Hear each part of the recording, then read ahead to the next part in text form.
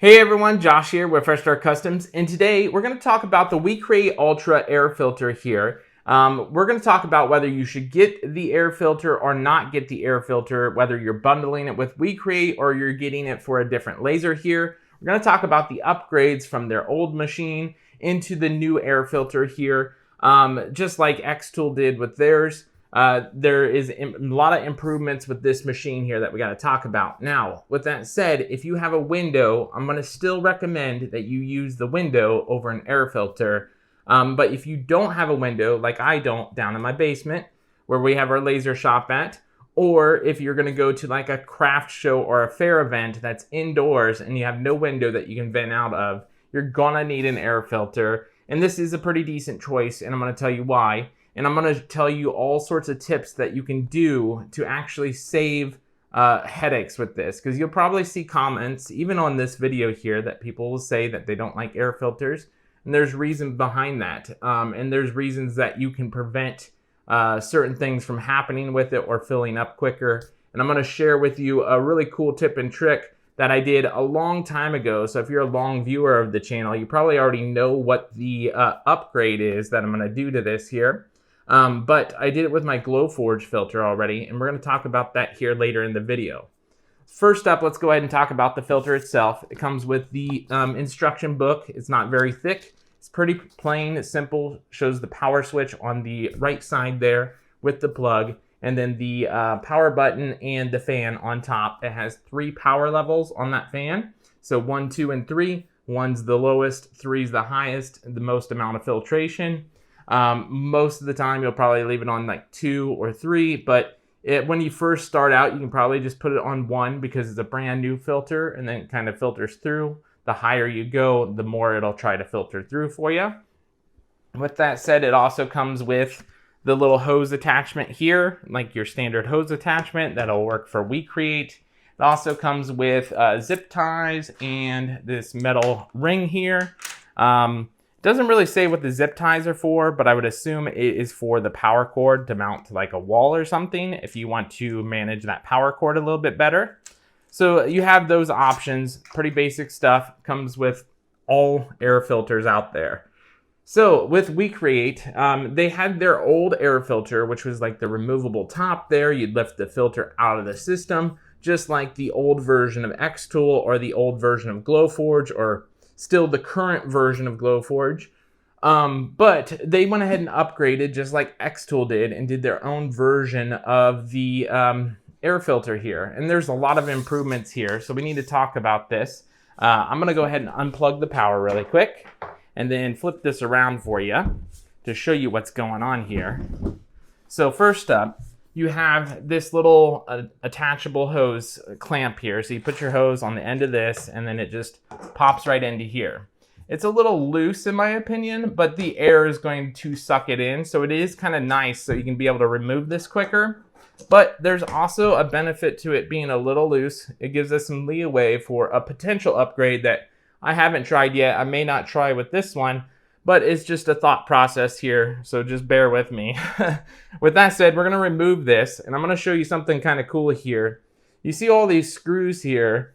Well, this big unit right here is the air filter in there. So originally I was thinking, man, it'd be nice to just be able to pull that out of there without removing all those screws, and they in fact did do that. So what you need to do is actually take both sides of this. I was just trying to give it a nice yank here. It wasn't working. Take both sides and then pull, and this entire filter comes out. Look how massive this filter is here. So this is essentially like a pre-filter. So inside here is like a nice soft foam mesh pre-filter inside this thing, and then it gets filtered all the way through here. So it's going to take a while to fill this up, but this is where the tip comes in. The big but here is do not use MDF material in here. Don't use it. I'm telling you now, don't use it. It's going to fill up your machine so fast. If you have to use it and it's in an area where you need a filter, well, just take it outside. Don't use it in this. I see so many people get really mad that their machine fills up in just a few hours using MDF material in this. It's just a big mess. It's a headache to filter out. Don't use it. I can't stress that enough. So if you use that and you get mad, that's on you. But if you cut a lot of wood, this will probably fill up pretty quick too. If that's your main source is wood and cutting, this is going to fill up pretty quick. But if you're just engraving, that's mainly what these are for. So just keep that in mind. But if you have no other option, definitely, this is definitely an option to get because this has a huge pre-filter on it. I've never seen a machine with this big of a pre-filter. The Glowforge, or not Glowforge, the X-Tool AP2, however, has like 9 different filters that it goes through, but that's 9 different filters that you're eventually going to have to replace, where this has 2 filters that you're going to have to replace. This one here, and then we'll get to the next one down here in just a second, but hopefully you can see this real quick. Way in the back is the fan, so that fan's going to suck it in and then push it down into this secondary filter down here. So let me go ahead and put this one back in here. And you want to ensure that that's level when you push it in here. And then this one is just as easy. You just pop off the vent cover here and you slide this entire unit out. So you have 2 actual like filters built into one unit here. So this whole thing is replaceable. You've got this top screen and you've got a bottom screen down here. And then it will filter out the rest of the particles that didn't get caught from here, like these smaller ones.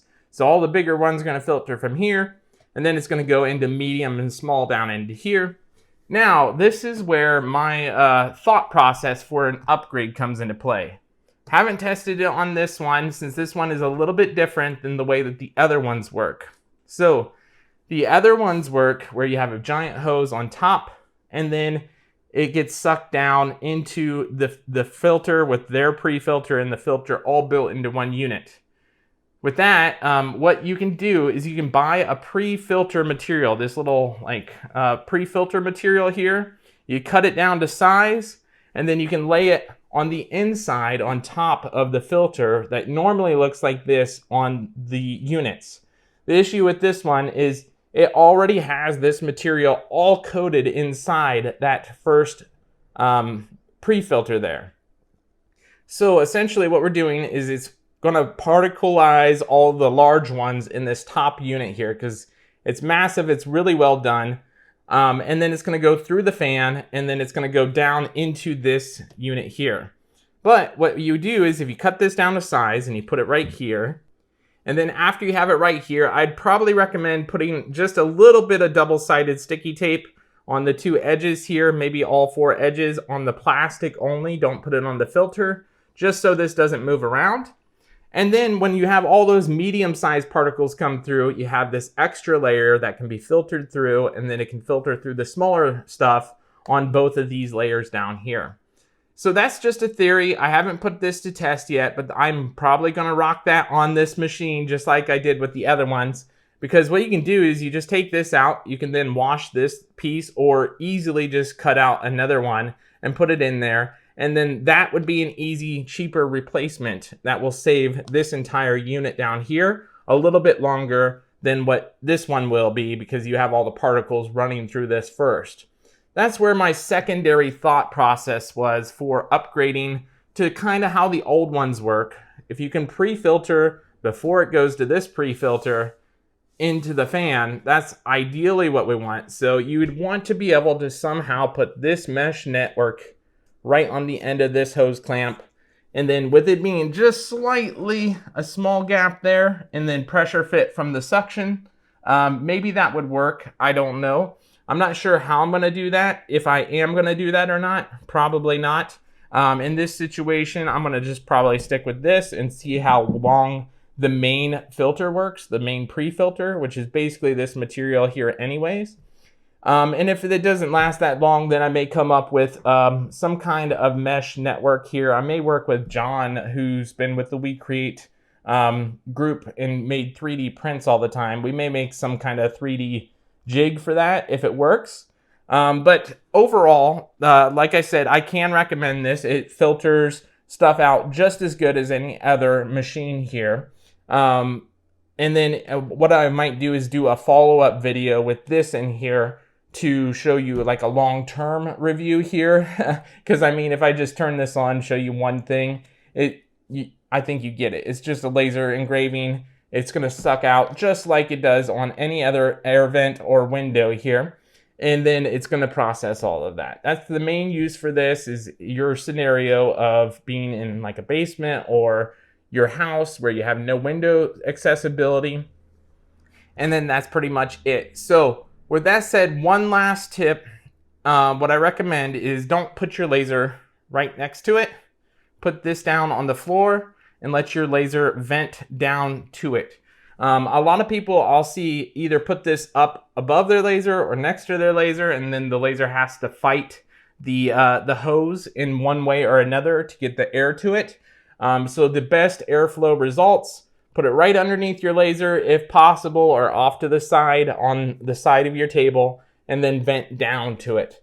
With that said, other than that, this looks like a very solid option here, way better than on any of the older options where it was the top down, and then those filters would kind of fill up really fast because it was mainly just these without this filter mesh in it, like this entire unit has throughout it.